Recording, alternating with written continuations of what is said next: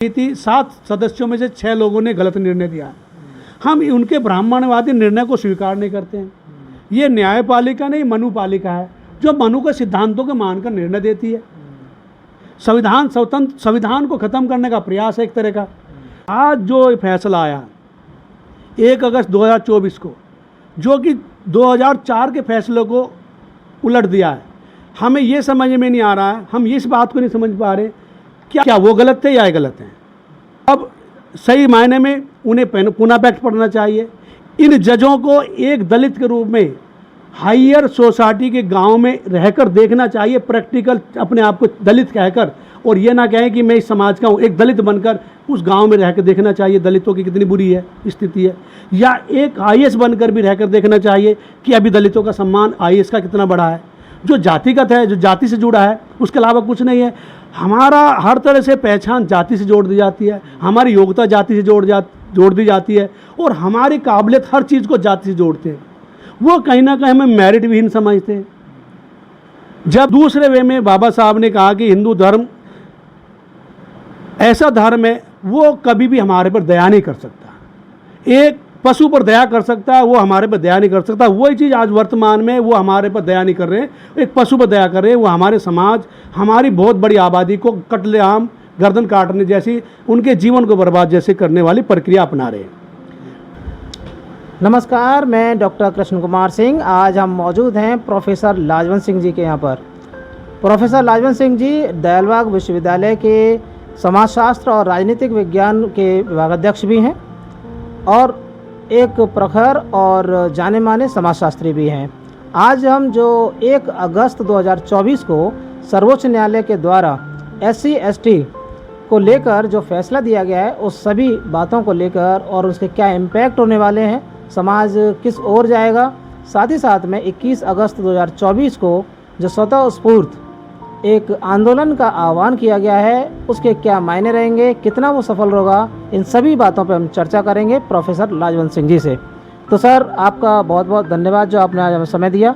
गणतंत्र की आवाज़ में आपका स्वागत है। Thank you sir. ये है कि आरक्षण है क्या, इसकी ऐतिहासिकता क्या है, और समाज को आगे बढ़ाने के लिए, सामाजिक न्याय को लोगों तक पहुंचाने के लिए इसकी कितनी प्रासंगिकता है। सर्वप्रथम मैं अपने समाज में जन्मे, बहुजन समाज में जन्मे संतों, गुरुओं, महापुरुषों को कोटि कोटि नमन करता हूँ कि जिनकी प्रेरणा से आज हम जो विचार रख रहे हैं, उनकी प्रेरणा का ही परिणाम है। अन्यथा जिस समाज में हमारा जन्म हुआ है, उस समाज की दुर्दशा देश आदि से पहले कैसे थी। हमें बोलने का, अभिव्यक्ति रखने का, बात रखने का अधिकार नहीं था। अगर कुछ उच्च क्वालिटी की, उच्च गुणवत्ता की बात हमने कह दी तो धार्मिक सिद्धांतों के आधार पर हमारी जीवा काट देना। उच्च बात सुन ली, गुणवत्ता वाली बात सुन ली तो कानों में शीशा पिघला देना। ये सारे अपराध मनुवादियों ने, ब्राह्मणवादियों ने, हिंदू धर्म के ठेकेदारों ने बहुजन समाज पर किए हैं, जो कि उसके प्रमाण हैं, जो आज स्वीकार नहीं करते हैं कि हमने ऐसा किया है। अब यहाँ हम आज जो बात करें, आरक्षण के विषय में बात कर रहे हैं। आरक्षण पर विरोध और पक्ष हमेशा रहा है, क्योंकि जो यहाँ सदियों से 3000-4000 साल से इस देश को खाते रहे, लूटते रहे, अपने पिता की बपोती समझते रहे, उनको अब लगा कि ये कुछ हिस्सा इन गरीबों को क्यों मिला। परंतु यहाँ पर मैं बात बताऊंगा, आरक्षण का जन्म कैसे हुआ भारत में, आरक्षण की ज़रूरत क्यों पड़ी, ये व्यवस्था ही क्यों निर्मित हुई। मैं बताना चाहूँगा आपको कि भारत में हिंदू धर्म में वर्ण व्यवस्था पर जो समाज है, जिसमें ब्राह्मण, क्षत्रिय, वैश्य, शूद्राज। अब ब्राह्मण, क्षत्रिय, वैश्य, इनमें कोई जाति नहीं है। कमाल देखिए आप, कमाल देखिए इस व्यवस्था का। ब्राह्मण मतलब इस हिंदू धर्म की संस्करण व्यवस्था का, कि इन तीनों वर्ण में कोई जाति नहीं है। और चौथा वर्ण जो शूद्र है, उसमें 7643 जातियाँ सम्मिलित कर दी। तो ये जातियाँ कहाँ से आई, ये जातियाँ सम्मिलित क्यों की गई, और इन्हें वर्ण सिस्टम के हिसाब से क्यों शामिल नहीं रखा गया, इन्हें जातियों में क्यों विभाजित किया गया। ये सीधा सा है, ये इस शूद्र वर्ण में जो शामिल जातियाँ यहाँ के मूल निवासी हैं, जो कभी द्रविड़ समाज से बिलोंग करते रहे हैं। अब उन्होंने इनको अपने में शामिल तो किया, परंतु उनमें इतना विभाजन कर दिया कि वो एकजुट ना हो जाए। एकजुट हो जाएंगे तो उन्हें भारी पड़ेंगे, उन्हें आपस में बांट दिया हिरार्की में करके, संस्थान बन करके कि आप छोटे बड़े, आप इनके पास नहीं बैठेंगे, इनसे संपर्क रखेंगे। अब तो व्यवस्था विचित्र है। डोम को चंडाल को हम देखना पसंद नहीं करते, परंतु मुखग्नि हम मृत्यु के बाद उसी से लेते हैं, तो वहाँ वो पवित्र हो जाता है। हम एक एससी में शामिल चामार, जाटा और धोबी को हम अपवित्र समझते हैं, परंतु सेवाएं लेने में उसमें हमें पवित्रता नहीं है। तो कहीं ना कहीं ये ब्राह्मणवादियों का षड्यंत्र है। जहाँ उनसे सेवा ली वहाँ अब स्वार्थ पूरा हुआ, वहाँ पर तो उनसे पाबंदियाँ कम लगाई। जहाँ उन्हें लगा कि आगे बढ़ रहे हैं तो पाबंदियाँ लगा दी। तो अब रही बात आरक्षण की आवश्यकता की, तो आरक्षण को भीख नहीं है। आरक्षण बराबर में लाने का, गैर बराबरी दूर करने का एक पैमाना है। सामाजिक न्याय, यह सामाजिक न्याय बाबा साहब के, डॉक्टर भीमराव अंबेडकर के सामाजिक न्याय के सिद्धांत को पढ़ने समझ में आ जाएगा। और सामाजिक न्याय का सिद्धांत बाबा साहब ने दिया, परंतु सामाजिक न्याय का सिद्धांत सुप्रीम कोर्ट ने, जो संविधान निर्माता हैं, उनके सामाजिक न्याय के सिद्धांत को उन्होंने अपना नहीं, उन्हें पढ़ा ही नहीं। वो कहीं ना कहीं अपनी ब्राह्मणवादी मानसिकता से निर्णय लेते हैं। अब रही बात ये, इसका जन्म जो हुआ आरक्षण का, कहीं ना कहीं 1929 में मद्रास स्टेट जो रहा है उसमें शुरू हुआ। और भारत में आरक्षण की शुरुआत तो ब्रिटिश गवर्नमेंट में ब्राह्मणों ने शुरू की। ब्रिटिश गवर्नमेंट में उन्होंने अपने हितों में काम कराने के लिए कि ब्राह्मण हमारी बात माने, हमारे पक्ष में रहे, पूरे देश को गुलाम बनाने की हमारी रणनीति बनी रहे, उन्होंने उनको सरकारी सेवाओं में आरक्षण दे दिया। ब्राह्मण पढ़ा लिखा वर्ग था, तो आरक्षण के जन्म तो वहाँ से हुआ। अब जब उनको मिला, कुछ लोग कहते हैं कि छत्रपति साहूजी महाराज ने भी आरक्षण को एक व्यवस्था की। साहूजी महाराज का आपने बात करी, छत्रपति साहूजी महाराज के आरक्षण की जो व्यवस्था थी वो अलग थी। उन्होंने जो यहाँ का शोषित था, वंचित था, जो यहाँ का सदियों से पीड़ित रहा है, अत्याचार सहे, उसके उत्थान के लिए किया उन्होंने। उसका उत्थान ये नहीं कि एक बिना बात के किया, एक बहुत बड़ी गरीब मेजोरिटी का जो 80% के लोग थे इस देश में, उनके उत्थान के लिए किया। यस, बिल्कुल बिल्कुल। अब यहाँ पर बात आती है कि इस आरक्षण की ज़रूरत क्यों पड़ी। इस पर समाज जो, जिसमें आज हम SC ST का उपवर्गीकरण के तौर पर मानते हैं, संविधान में शेड्यूल किया गया अनुसूचित जाति जनजाति में, उनकी स्थिति देश आदि से पहले धार्मिक सिद्धांत और धार्मिक नियम, धार्मिक ग्रंथ जो उन्होंने नियम इन लोगों पर थोपे, और उनकी वजह से इन लोगों पर इतना अन्याय, अमानवीयता के अन्याय बढ़े, अत्याचार बढ़े कि इन्हें लोगों ने मानव भी नहीं समझा। पशुओं को तवज्जो दी, सम्मान दिया, गाय भी उसमें शामिल है, चींटी शामिल है, उनको उन्होंने अच्छा मतलब जिमाना शुरू किया, उन्हें भोजन कराया अपने स्वार्थ के पूरा करने के लिए, धार्मिक मान्यताओं को फॉलो करते हुए। परंतु इन लोगों को इतना कठिन संघर्ष करने के बाद, जो कि समाज को पालता पोसता रहा है, उसके साथ धार्मिक सिद्धांत ऐसे डेवलप किए, धार्मिक नियम ऐसे डेवलप किए कि उन्हें वो कहीं ना कहीं उनसे छूत का भाव रखना, उनसे अस्पृश्यता का भाव रखना, उनके छुई चीज़ों को ना खाना, डिफरेंट वे में। इस कारण से, और जो समाज में जन्म के बाद एक इंसान की मूलभूत सुविधाएं होती हैं, उनसे उन्हें दूर रखा गया। यहाँ तक कि उन्हें स्वच्छ भोजन के लिए, स्वच्छ पानी के लिए, अच्छे वातावरण में रहने के लिए भी हर तरह से नियम बनाए गए। तो अब नियम बनाए गए, ये व्यवस्था 3000 या 4000 साल तक चली, और ये व्यवस्था इस रूप में आ गई कि इन समाज के, अस्पृश्य समाज के लोगों को कहीं ना कहीं इतना दूर कर दिया गया, और आदिवासी समाजों को जंगलों में छोटे छोटे समूह में रहने के लिए मजबूर कर दिया गया कि वो जो अपर कास्ट थे उनसे टच में नहीं रहे। इस कारण से वो पिछड़ते चले गए, और पिछड़ने के बाद बेसिकली अब रही सबसे बड़ा शोषण इसमें SC समाज का इसलिए हुआ, अनुसूचित जाति में शामिल जातियों का इसलिए हुआ कि वो उनके आसपास वातावरण में रहें, आसपास के एरिया में रहें, और आसपास में रहने के बाद उन्होंने छुआछूत का भाव, भेदभाव को गैर बराबरी को बहुत अच्छे से मतलब उन्हें झेलने को मिला, उनकी नरक जैसी ज़िंदगी बनी रही। अब बात आती है देश आज़ाद हुआ। देश आज़ादी के समय भारत में दो संगठन मुखर थे। एक मुस्लिम लीग जो मुसलमानों की पैरवी करता था, दूसरा हिंदूवादी संगठन जो हिंदुओं की पैरवी करते थे। परंतु अनुसूचित जाति और जनजाति जो पहले अस्पष्ट थे, उनकी पैरवी, पिछड़े वर्ग की पैरवी, उनकी बातों को रखने वाला कोई नहीं रहा। बाबा साहब भीमराव अंबेडकर, परम पूज्य बाबा साहब भीमराव अंबेडकर उस समय की एक ऐसे बड़े विद्वान थे, ऐसी एक विभूति रही है जिन्होंने जो इस समाज में जन्मे और ज़िंदगी भर उन्होंने अन्याय को सहा, गैर बराबरी को सहा। तो उन्होंने इन समाज के जो वर्ग था, बड़ा वर्ग जो था, जो 30% आबादी का वर्ग रहा है, उनकी पैरवी करना शुरू किया, क्योंकि उन्होंने उनकी पीड़ा को समझा। अब ब्रिटिश गवर्नमेंट के सामने, ब्रिटिश पार्लियामेंट में भी ये सारी बात रखी गई कि आप ये दो जो धर्म हैं या दो समुदाय बड़े हैं, उनकी पैरवी करने वाले लोग हैं जो कि कहीं ना कहीं अपर लेवल पर है, उच्च स्तर पर जीवन जी रहे हैं, और एक ऐसा वर्ग जो कहीं ना कहीं पशुओं से भी बुरी ज़िंदगी जी रहा है। पशु को सम्मान मिलता है पर उन्हें सम्मान नहीं मिलता है, ठीक है। उन्हें अच्छी वायु के लिए, अच्छा पानी पीने के लिए सब पाबंदियाँ, प्रतिबंध है, ठीक है। इसके साथ साथ अब बाबा साहब ने इन तीसरा जो समूह था बड़ा, जिसे SC ST संविधान में सम्मिलित किया गया, उसमें उसके परिभाषित किया गया, उसकी पैरवी की। और उसकी पैरवी के लिए जब बेसिकली जिन्ना और जो अनेक संगठन के लोग थे जिन्होंने अपने अपने स्वार्थ के लिए अपने देश विभाजन की बात रखी, और उसी आधार पर भारत का एक विभाजन हुआ।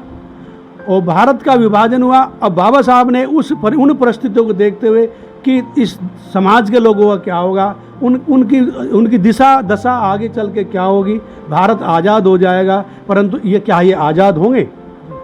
तो बाबा साहब ने उनके लिए बेसिकली उनके लिए इसी देश में रहकर सुविधाओं, अवसरों की मांग करी, दो मत की मांग करी, जिसे हम कहीं ना कहीं कहते हैं कि भारत के लोगों में, अनुसूचित जाति के लोगों को, अस्पृश्यों को 2 मत का अधिकार मिले, ताकि वो इतने गरीब हैं, वो गरीब हैं और उनको बोलने का भी उनकी हिम्मत नहीं है, उनको कैसे आगे सर्वाइव करेंगे इस देश में। तो उनको इस तरह का प्लेटफार्म मिल जाए कि उनकी ताकत को इस तरह से बढ़ा दिया जाए कि वो कहीं ना कहीं अपर कास्ट से के कंपेयर में अब बराबर आ सके। ये जो बात आप कह रहे हैं वो पूना पैक्ट के लगभग पहले की है। ये communal award, yes, communal award. जब ब्रिटिश गवर्नमेंट ने बाबा साहब को कम्युनल अवार्ड दिया तो उस समय यहाँ के अखिल भारतीय नेताओं ने, कांग्रेस के भी नेता शामिल थे, उन्होंने विरोध किया उसका। तो कम्युनल अवार्ड के बाद जब देश संविधान बन रहा था तो कम्युनल अवार्ड में बाबा साहब ने 2 वोट की मांग रखी थी। और जिस तरह से पाकिस्तान अलग है, उस तरह से एक दलितिस्तान या कहें कि डिप्रेस्ड लोगों का एक अलग, जिसे हम चमरस्तान या दलित स्थान की बात कर सकते हैं, उसकी आवाज़ स्लो में थी, धीमी गति में थी। परंतु गांधी जी दूरदर्शी थे, वो समझ रहे थे कि एक वर्ग तो नहीं मान रहा विभाजन के लिए, वो छोड़े, वो तो अपना विभाजन चाहता ही है, वो किसी भी परिस्थिति में रहने को तैयार नहीं भारत में। परंतु गांधी जी ने बाबा साहब को उसके लिए सहमत किया, और उस पूना पैक्ट में वो सारी चीज़ दी गई हैं जिसमें गांधी जी ने और कांग्रेस के बड़े नेताओं ने उस समय स्वीकार किया कि आपके समाज को, आपके लोगों को इस देश में ही हम सारे अवसर प्रदान करेंगे, बराबरी के लिए लाने के पूरे प्रयास करेंगे, और जब तक गैर बराबरी ख़त्म नहीं हो जाती हम उन्हें वो अवसर और वो अवसर सुविधाएं देते रहेंगे, ठीक है। यस। अब अनुसूचित जाति में जो निचले लेवल का समाज रहा है, जिसमें चमार, जाटव, धोबी और ये खटीक, ये अध जो है, और आदिवासी समाज है बहुत सारे, उनको राष्ट्र की मुख्यधारा में लाने के लिए, बेसिकली बड़ी लेवल पर लाने के लिए, क्योंकि उनका मनोबल कैसे आए, वो कैसे जुड़े, राष्ट्र की मुख्यधारा में जोड़ने के लिए उनको ये अनेक प्रकार के अधिकार संविधान में दिए गए, ताकि वो समाज और राष्ट्र की मुख्यधारा में आकर अपना प्रतिनिधित्व दे सके। तो आरक्षण कोई ऐसा नहीं है कि कोई गरीबी उन्मूलन है, ये कहीं ना कहीं उस समय पूना पैक्ट में भी एक प्रतिनिधित्व से जुड़ा है, उस प्रतिनिधित्व से जुड़ा है जो पॉलिटिकल, शैक्षिक और सरकारी सेवाओं में से जुड़ा रहा और उसमें उससे वर्णित है।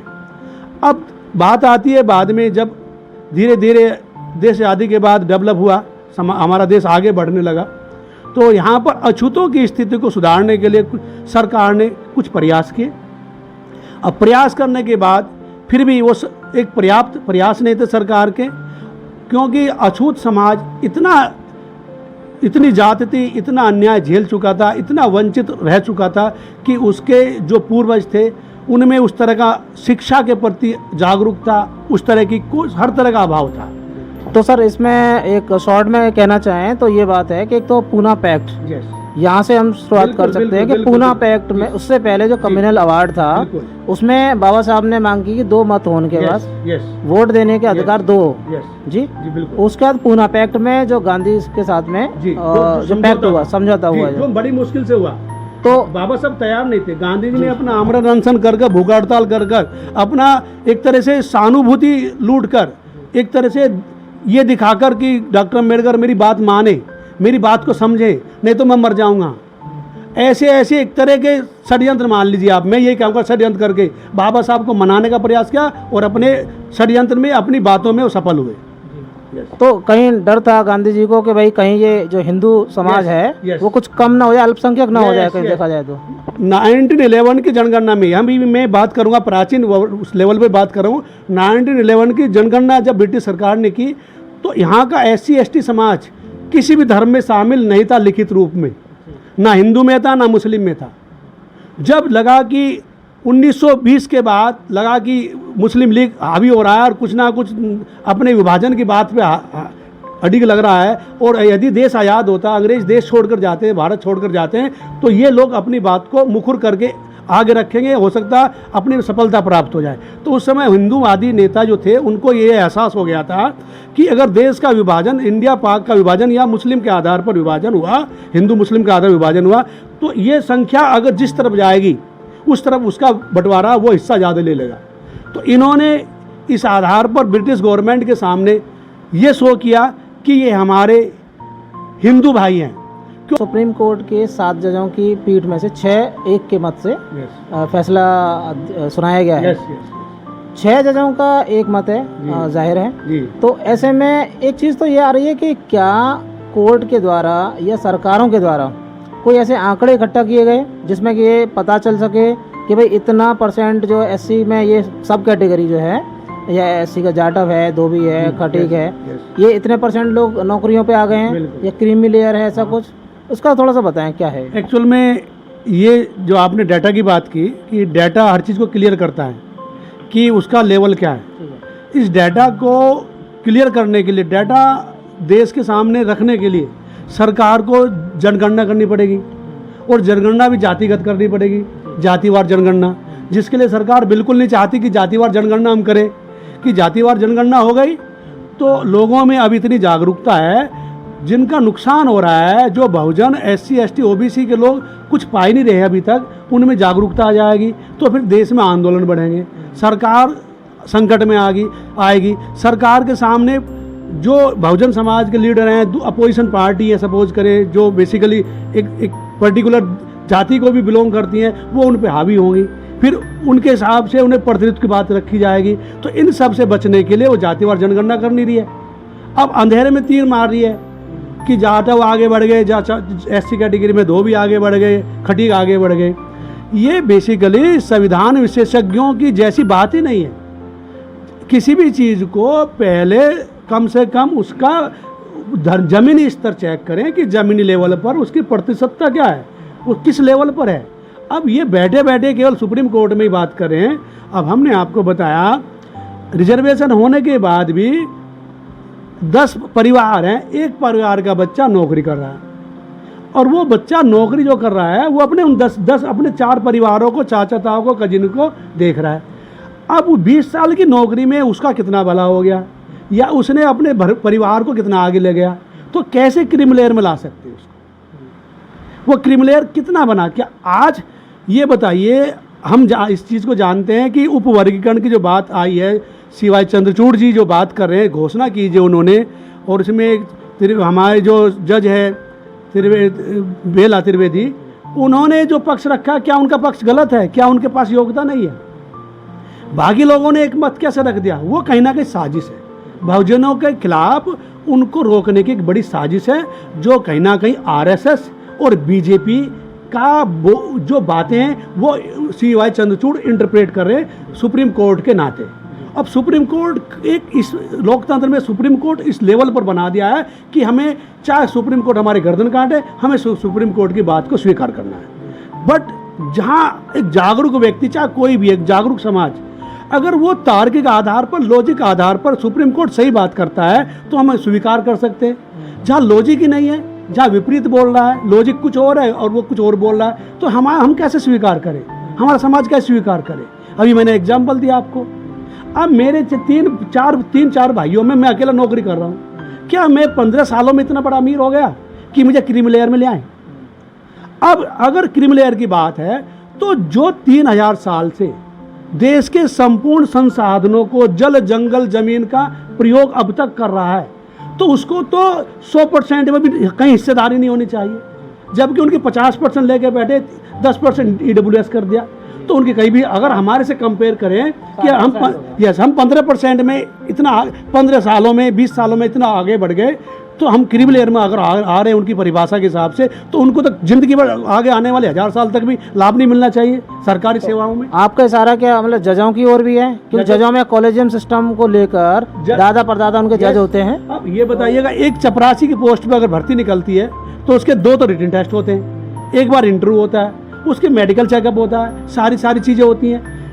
क्या जो कॉलेजियम सिस्टम है ये किस लिए बना है कि एक ही वर्णगत, एक ही जातिगत, एक वंशागत, एक परिवारगत, बिना किसी कंपटीशन के इतने बड़े पद पर जो पूरे देश को न्याय देने वाली व्यवस्था है, उसमें कैसे जा सकते हैं? तो उनके लिए कंपटीशन क्यों नहीं है?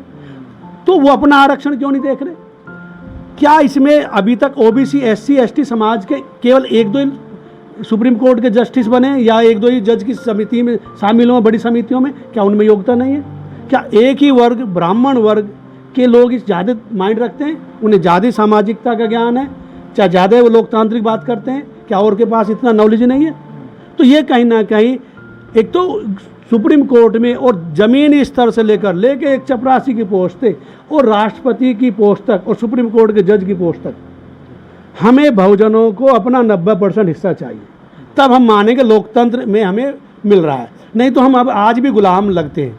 हम इस देश में सुरक्षा फील ही नहीं कर रहे हैं। कहीं ना कहीं इतना जातिवाद, धर्मवाद बढ़ा हुआ है कि हमें जातिगत आधार पर कभी भी हमारे साथ कभी भी घटना हो सकती है।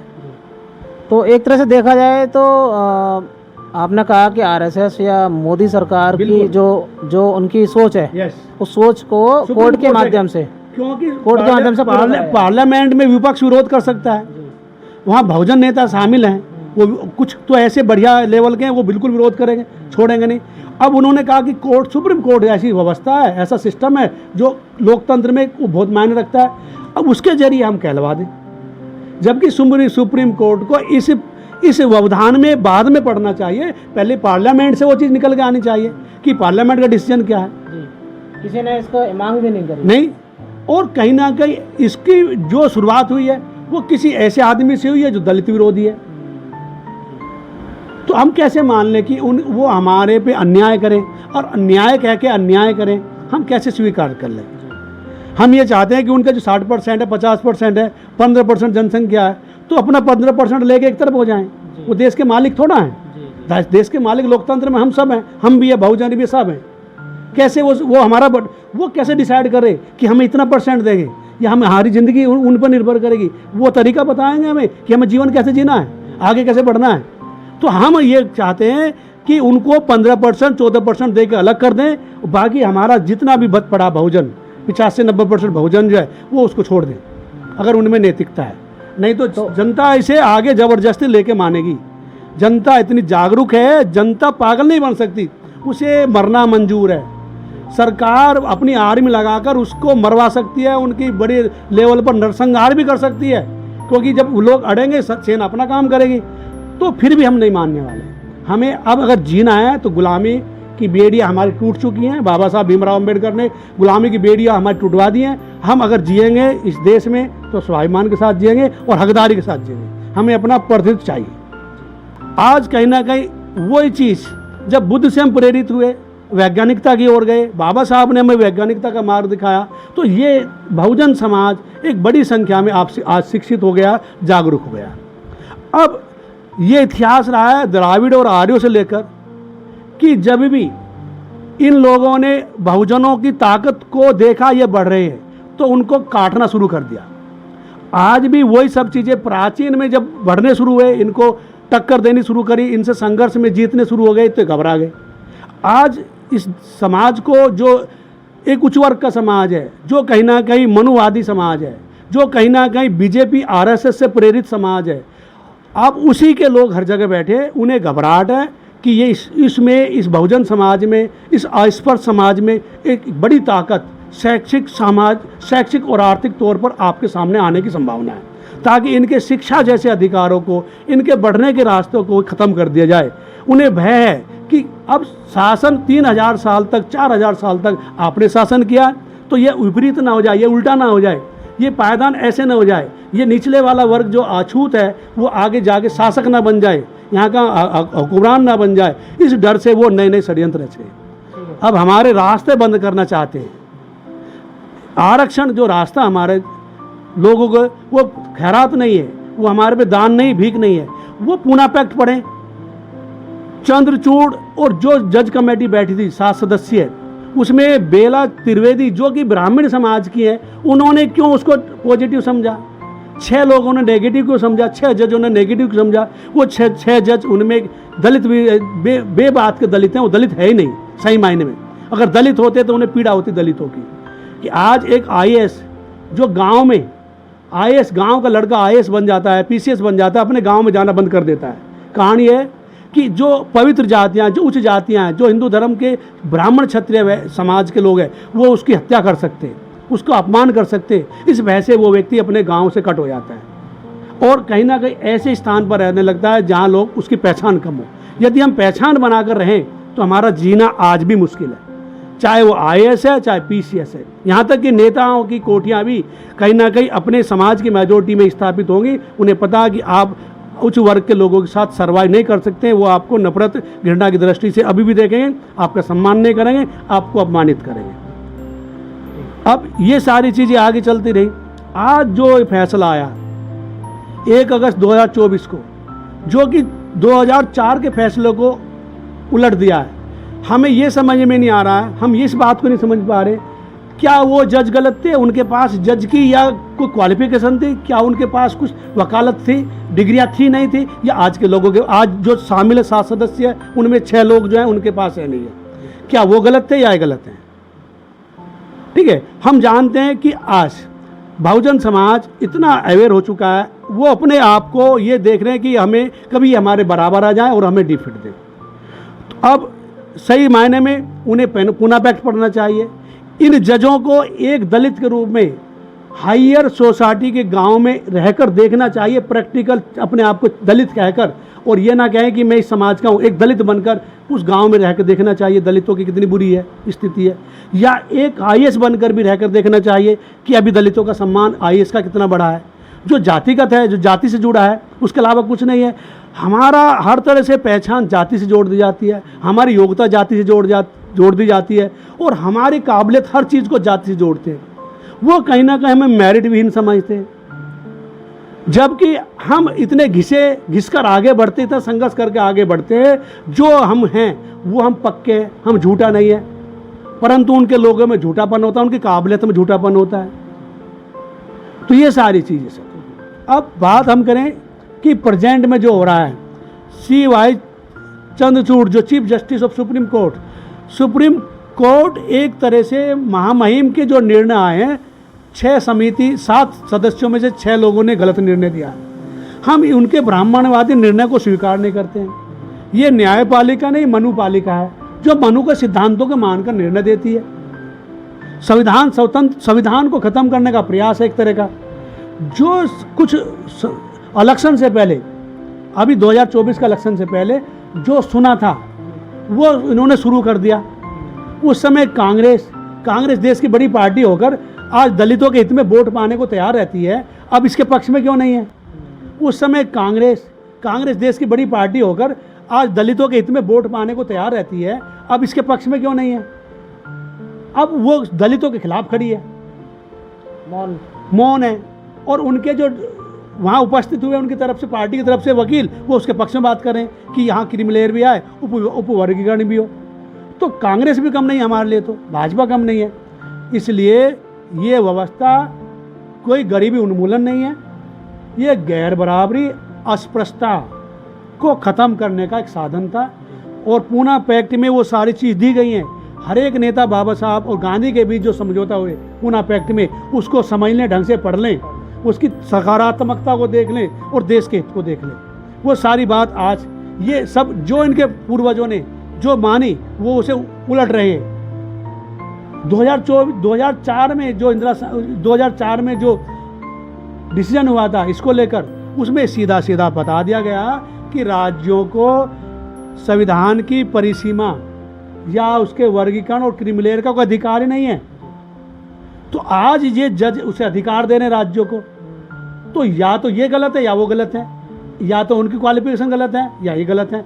अब या तो यह मान सकते हैं अयोग्य जज हमारे सुप्रीम कोर्ट में बैठे हैं। तो क्या मतलब कॉलेजियम सिस्टम और जो इनके दादा परदादाओं से यानी बपौती चली आ रही है एक तरह से, उस पर भी कुछ बदलाव होना चाहिए। कॉलेजियम सिस्टम जो एक वन वे आरक्षण है, उस पर बोल ही नहीं रहे, जो पीठ थपथपा ये बन जाएगा। अब CY चंद्रचूड़ भी सपना देख रहे होंगे, जैसे उनके पिता ने सपना देखा कि मेरा बेटा भी चीफ जस्टिस बनेगा सुप्रीम कोर्ट का, वो भी सपना देख रहे होंगे। तो ये आरक्षण कहाँ से आया? उनका बेटा भी तुम्हारा देश है क्या, तुम्हारी बपौती है देश, कि तुम ही एक ही समाज, एक ही वर्ग, एक ही वंश के लोग, एक ही परिवार के लोग, तुम ही जज बनोगे क्या? किसी में काबिलियत नहीं है? तो पहले तो वो अपना आरक्षण खत्म कर लें, अपना चला आ रहा है। और देश को कमजोर करने का काम सुप्रीम कोर्ट कर रहा है इस समय। सुप्रीम कोर्ट गलत डिसीजन, जहां दलितों पर बहुत बड़े बड़े अन्याय हो रहे हैं, संविधान में लिखा अगर कोई रिट पिटीशन नहीं दायर करता तो कोर्ट की जिम्मेदारी है उस घटना पर संज्ञान ले। हर 5 से 15 मिनट में एक दलित महिला का रेप होता है, उन्हें वो नहीं पता। 5 मिनट के लगभग अंतराल में एक दलित को टॉर्चर किया जाता है, उनको इनका नहीं पता। परंतु उन्हें सूक्ष्म मात्र, क्षण मात्र की जो प्रोग्रेस दलितों ने की है, बहुजनों ने की है, उन्हें वो पच नहीं रही, वो डाइजेस्ट नहीं हो रही उनको। तो सिंपल सा है, आरक्षण का आधार गैर बराबरी को दूर करना, अस्पृश्यता को दूर करना रहा है। और पूना पैक्ट में जो शर्तें ब्रिटिश गवर्नमेंट के सामने गांधी जी ने और कांग्रेस के नेताओं ने जो मानी, उसको स्वीकार करे। अगर उसको उलटते हैं तो हम उलटने नहीं देंगे। 21 अगस्त में जो रखा गया मूवमेंट, उसको हम सफल बनाएंगे। और मैं समस्त बहुजनों से, 90% बहुजनों से ये आग्रह और अपील करता हूँ कि उसमें बढ़ चढ़ कर हिस्सा लें। धन्यवाद।